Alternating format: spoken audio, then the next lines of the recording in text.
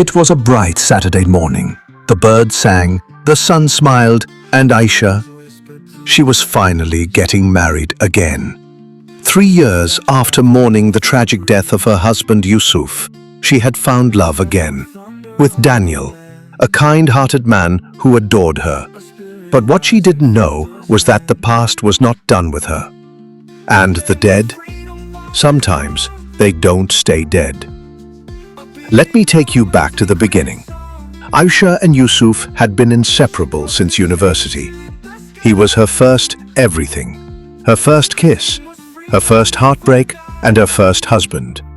They got married young against her family's warning that Yusuf's business dealings were too risky. But she loved him, fiercely. And then one day, Yusuf didn't return home. He had traveled to Abuja for a business meeting. 2 days later, Aisha got the call that shattered her world. A fatal accident. The car plunged into a ravine. The bodies burned beyond recognition. She collapsed right there on the kitchen floor, her entire world going dark. There was no body to bury, just ash, and a charred wedding ring handed to her in a Ziploc bag. For 2 years, she wore black.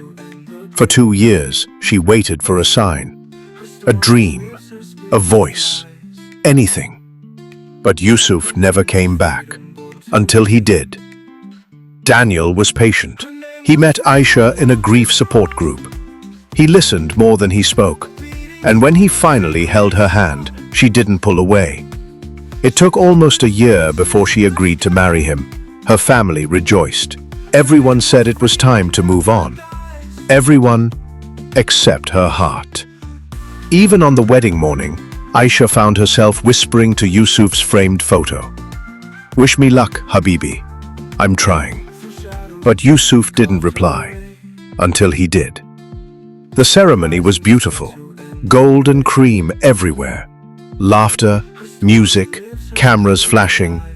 Aisha stood, veiled, heart racing, as Daniel smiled at her from across the aisle. She was just about to walk forward when the church doors opened again. People gasped.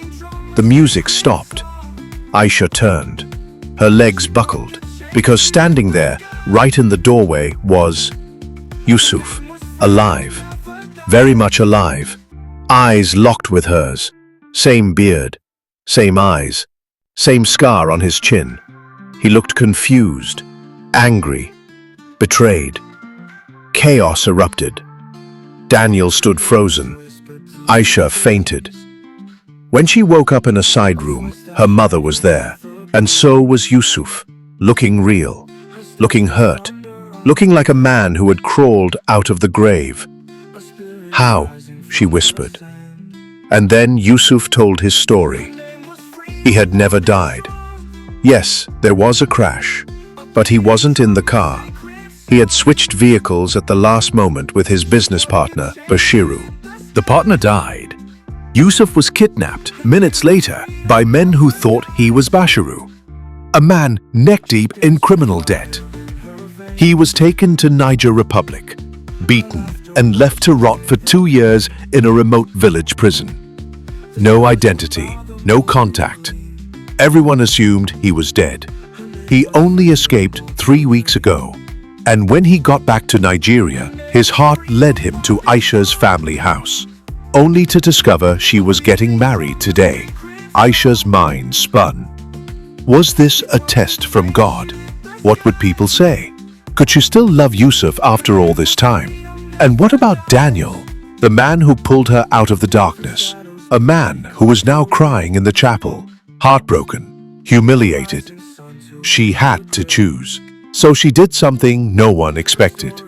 She walked into the chapel, took off her veil, faced both men and said, "Today is not my wedding day anymore. It's the day I find myself." Then she walked away from both of them. Months passed. Aisha didn't marry anyone. Instead, she traveled. She volunteered. She healed. Eventually, Yusuf and Daniel both tried to reconnect, but she kindly declined. She wasn't that broken widow anymore. She wasn't the confused bride either. She was Aisha, a woman who rose from ashes and refused to let fate decide her life again. And that, my friend, is how the dead can return to test the living. Sometimes love ends in death. Other times it returns to ask one final question. Will you choose the past or yourself?